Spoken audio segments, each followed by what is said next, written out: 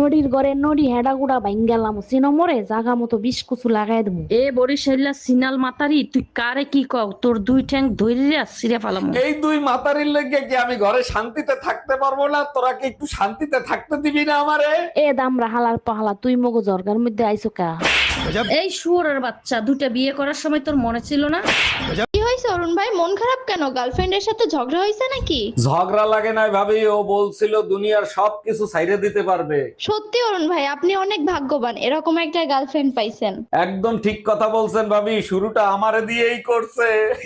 এই শোনো, আমি বিকালে পার্লারে যাব, আমার জন্য টাকা রেখা যাইও। মাসের শেষ, অবস্থা ভালো না, পার্লারে যাওয়ার দরকার নাই। আরে বাবা, পকেটে হাত দাও, যা আছে তাই দিয়ে যাও, তাতেই চলবে। তুমি নিজেই হাত দিয়ে দেখো, টুনটুনি ছাড়া কিছুই খুঁজে পাবা না।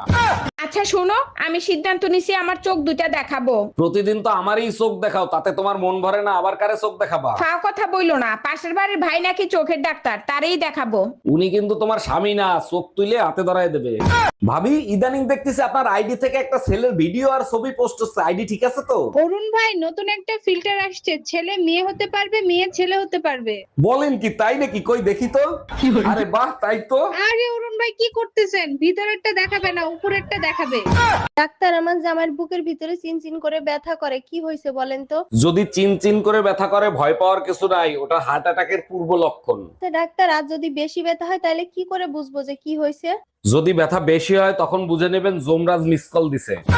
নতুন বছরে সবার সবকিছু পাল্টাইলো, আমার কোনো কিছু পাল্টাইলো না ভাবি।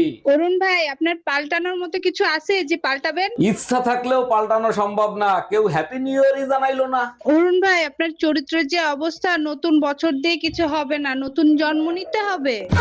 আচ্ছা শোনো, তুমি তো সবকিছু পারো, তুমি কি তোমার ভবিষ্যৎ দেখতে পারো? আবালের মতো কথা বললা, ওগুলো কুসংস্কার, কেউ কারো ভবিষ্যৎ দেখতে পারে না। মোটেও কুসংস্কার না, আমি আমার ভবিষ্যৎ পরিষ্কার দেখতে পারি। তাই নাকি? তা তুমি তোমার ভবিষ্যতে কি দেখতে পাচ্ছ? তোমার জন্মদিনে আমার আইফোন দেওয়ার কথা ছিল না, ওইটা আর দিতে পারবো না।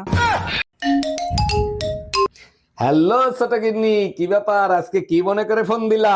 হ্যাপি বার্থডে তুলা ভাই, জন্মদিনের অনেক অনেক শুভেচ্ছা রইলো। খালি মুখে উইশ করলে চলবে না ছোট গিন্নি, আদর করে উইশ করতে হবে।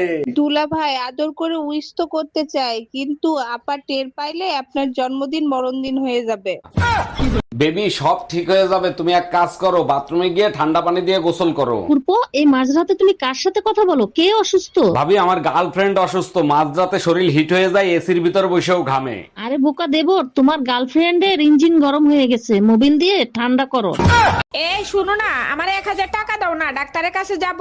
ডাক্তারের কাছে যাবো? তোমার আবার কি হয়েছে? তুমি তো ঠিকই আছো। চোখের ডাক্তার দেখাতে যাব, ঠিক মতো দেখি না, গোলা গোলা দেখি। ও আচ্ছা, এই নাও। 500 টাকা দিলা কেন? 1000 টাকা চাইলাম না। থাক, তোমার আর ডাক্তার দেখাইতে হবে না, এখন তো চোখ ঠিক আছে।